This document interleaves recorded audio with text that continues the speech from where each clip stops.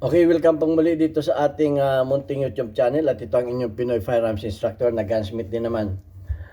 Okay, punta na tayo sa ating content ngayon. Bago ako bumati ay babasahin ko muna ang katanungan ni Edwin Ilagan. Ang sabi ni Edwin Ilagan ay, Idol, anong bala ng 9mm ang may stopping power gaya ng 45 caliber? Okay, hahanap tayo ng klase ng bala ng 9mm kung may makikita tayo na kagaya ng may stopping power ng 45 caliber. Ang aking naisip ay hollow point. Pero tingnan natin kung ito ba ay pwedeng ikumpara sa 45 caliber na full metal jacket. Okay, bago natin yan bigyan ng pansin ay gusto ko lang kayong pasalamatan dahil sa inyong pagla-like at pag-share ng ating mga videos dahil nakakadagdag yan sa pagdami ng ating mga subscribers dahil tayo umabot na ng 46,800 plus na mga subscribers. At maraming salamat lalo tigito sa mga hindi nag-skip ng ads dahil nakakatulong naman kayo sa ating revenues. Dahil ang kita ng ating YouTube channel ay tinutulong natin sa pang-charity. Meron tayong 6 na estudyante na tinutulungan na anak ng mga single parent. Binibigyan natin ng konting allowance para makapag-aral.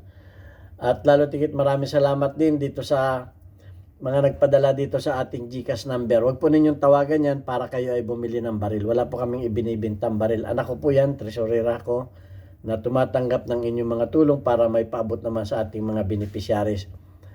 At tawagan po ninyo o mag-message kayo kung kayo ay may ipaabot na tulong sa ating mga beneficiaries para kayo ay ma-recognize kagaya ni Aljon Dating at ni Jobet Francisco. Maraming salamat sa inyong dalawa. At gayon din maraming salamat kay Noli Peace America sa muling pagpapadala sa ating premiere videos. Malaking tulong sir ang iyong ipinadala at this time itutulong naman natin yan sa feeding program ng ating YouTube channel. Okay, so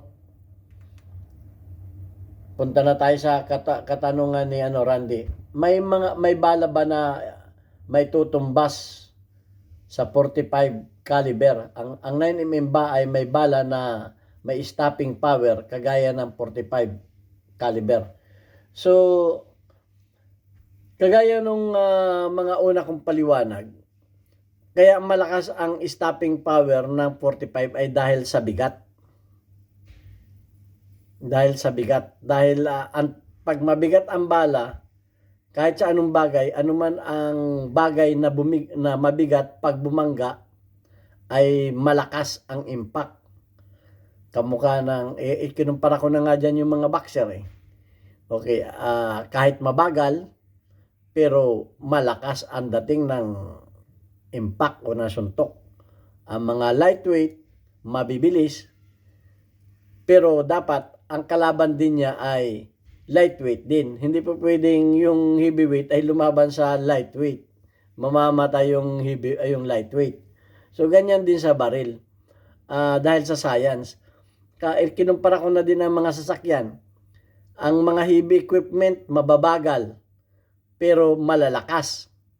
O yan ang may mga stopping power, kamukha ng mga bulldozer, mga pison, mababagal yan, pero mabibigat. Pero ang kaya nga tinawag na heavy equipment. Okay, sa mga sasakyan, ang mga maliliit mabibilis. Ang malalaki mabagal, hindi mo pwedeng ikarira sa maliliit, kamukha ng mga kotse. Mabibilis ang mga kotse, magagaan. Pero ang mga bus, pag tumama, ay talaga namang ang laki ng damage. Yun ang paliwanag ng science dyan. So, tingnan natin kung ang 9mm ba na hollow point ay may kasing lakas ng stopping power ng 45 ACP full metal jacket ammunition. Okay, sa aking paliwanag, sa aking pagkakalam, ang hollow point pag tumama ay lumalapad pag tumama yan. So malaki ang create ng sugat. Pero magaang naman siya. Ang full metal jacket ito, ito kasi ang ito kasi ang example ko niyan lalapit natin ng kaunti. Yan. Ang example ko niyan ay ito. Baba natin ng kaunting camera. Yan. Ito yung dalawang bala na yan. Ang paliwanag nga diyan, pag mabigat ay mas malakas ang power. So, ang paliwanag dito ay no, ang sabi niya. At kasi tinanong natin yung ay baliba lang kung hindi kayo naniniwala dito sa Google mga expert ang gumawa kasi nito Meron kasi hindi naniniwala dito. Ang sabi ng Google ay, ang tanong ko ay, yung bang 9mm na hollow point ay kasing lakas ng stopping power ng 45 full metal jacket? Ang sabi ay no. 9mm hollow point ammunition does not have the same stopping power as 45 ACP full metal jacket ammunition. Ito ang paliwanag. Hindi daw kasing pareho ang stopping power. Ang paliwanag ay the 45 ACP full metal jacket typically has more stopping power. Ang 45 na full metal jacket ay may mas malakas na stopping power due to its larger bullet diameter dahil sa malaki ang diameter ng 45. Okay, tingnan natin ang ito ang laki ng 45. Ang 9mm ay ito, luag na luag Luag na luag. At kung ilalagay natin yan sa kanyang basiyo, hanap tayo ng empty shell. Okay, ito ang empty shell ng ng 45 caliber. Ilagay natin yung 9mm ay luag na luag pa. So ang sabi dito ay dahil daw sa laki na yung diameter which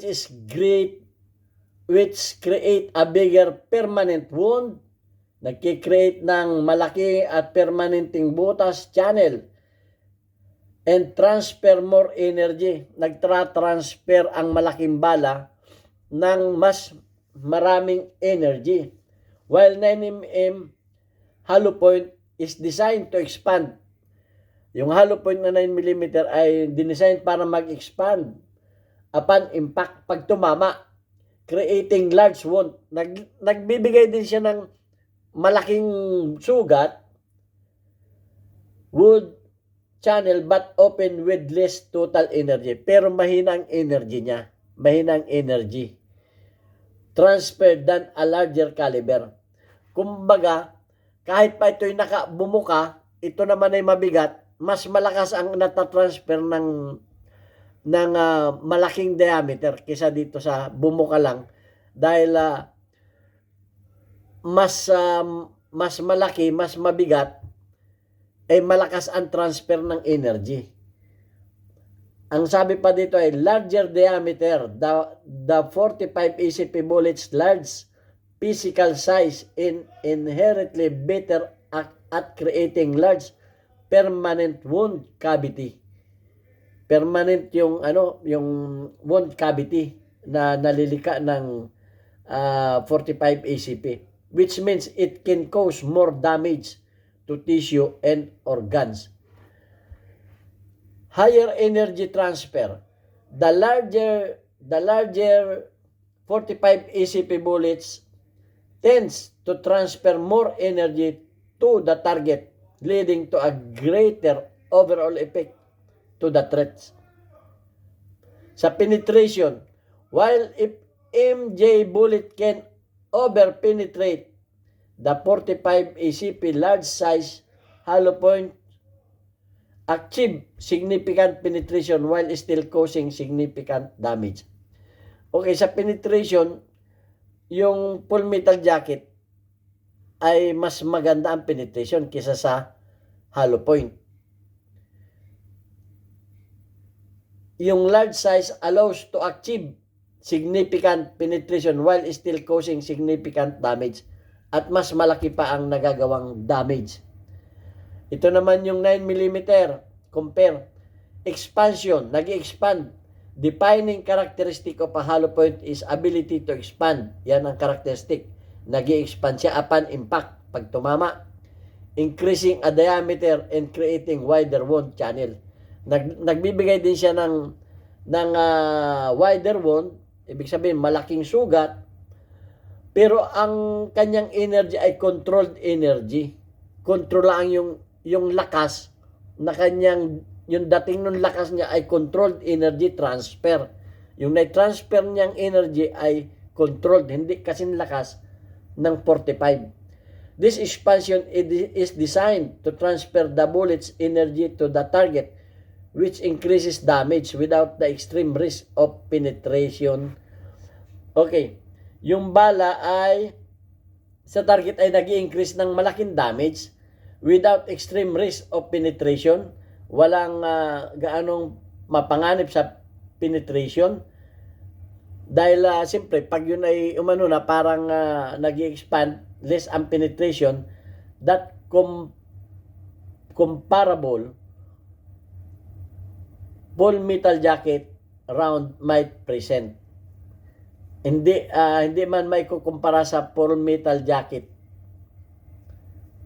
Iyon ang sabi. Improved performance. Ang sabi sa improved performance ay modern advance in 9mm hollow point technology have significantly improved its performance, making a competitive rounds through the 45 ECP.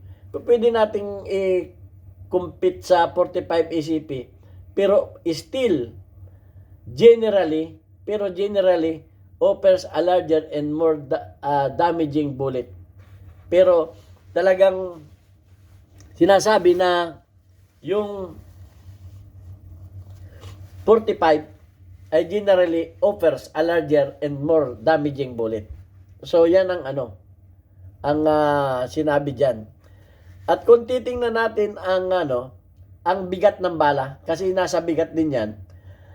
Ang 45 caliber, ang bigat ng kanilang head, itong head na to ha, itong pinag-uusapan, ito, ay ang pinakang magaan niya ay 185. Ang pinakamagaan na projectile ng ay 185. Sa 9mm naman ay 115, yung pinakamagaan niya.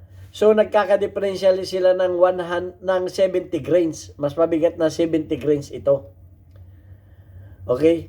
Sa gramo naman ay 12, ito ay 12 grams, ito ay 7.5 grams. So nagkaka-differential sila ng mas mabigat ng 4.5 grams ang 45. Okay, kasi ang bala hindi pare-pareho ang bigat. Yung pinakamabigat ng 45 ay 230 grains, which is ang katumbas niyan ay 14.9 grams. Ang 9mm naman, ang pinakamabigat niya ay 147 grams. So, mas mabigat ng 83 grams ang 45 caliber. Okay, sa naman, sa grains pala, sa grains. Sa grams ay 14, ang 45, 9.5 naman ang sa 9mm. So, excuse me, mabigat ng 5.4 ang grams ng ng 45. So, ayan. So, kung titimbangin ninyo, ay pag binato kayo ng mabigat, ay mas damage. Pag binato kayo ng mas maliit at mas magaang, ay mas kaunti ang damage. Yun ang paniniwala ko dyan. So, sinabi na ng yan. So, walang at may nabasa pa ako na ang katumbas nito na bala na hollow point ay double tap. O, di doble. Kahit naman sa timbang halos ay magdoble. So yun ang nabasa ko sa mga sa mga comment. Hindi ko na pahabain pa. So ayan at so kahit pa hollow point ay hindi pa rin matutumbasan ng stopping power ng full metal jacket na 45. Sang-ayon yan din sa mga expert. Ako ay kasi kung ako lamang ang nagsasalita, papaliwanag ng sa aking sarili, I'm sure maraming hindi maniniwala. Kaya nag-research na rin ako. At yan ang lumabas sa research para Pero kung ang paniniwala ninyo ay iba, irerespeto natin yan. Kasi paniniwala ninyo, hindi ko kayo pipilitin na maniwala kayo. Baka naman sabihin ninyo, testingin pa natin. Ay kanino natin titestingin yan? Mahirap na. So, meron kasi mga pilosopo dyan. So, basta sa akin, kung yung paniniwala ko ay tumugma naman sa ating binasa na sang-ayon yan sa science at sang-ayon sa science at dito sa mga expert. Kasi mas mga expert yan mga yan. Sila ang nagtitest niyan. Tayo naman ay sigun lamang sa ating mga experience. At siyempre, common sense na rin tungkol sa science dahil nag-aral din naman tayo ng tungkol sa weight at tungkol sa mga velocity na yan. Kahit pa anong dyan at kahit pa dun sa mga nababasa ko dyan ay ang talaga, ang significant talaga ng 45 ay stopping power. Kaya nga yan ay nilikha ni John Moses Browning dahil dun sa stopping power. So wala na tayong pagtatalo dyan. Huwag na natin pagtalunan yan. At may nagko-comment dyan na mas malakas daw yung isa. Wala tayong problema dyan. Kung yan, ang sa akin, parehong deadly yan. Parehong nakakamatayan. Pero ang tinamaan ng 45, ang katumbas ay 2 bala ng 9mm. Sang-ayon din yan sa aking nabasa. So, kung hindi ninyo paniniwalaan yan, ay labas na ako dyan. Di naman ako gumawa ng YouTube channel para paniwalaan ninyo. Para magbigay lamang ng opinion, kanya-kanya tayong opinion, at wala tayong pagtatalo dyan. Nagbigay lamang ako ng research, at yan ang lumabas sa aking research. At kung may research din kayong iba, ay di ilabas din ninyo.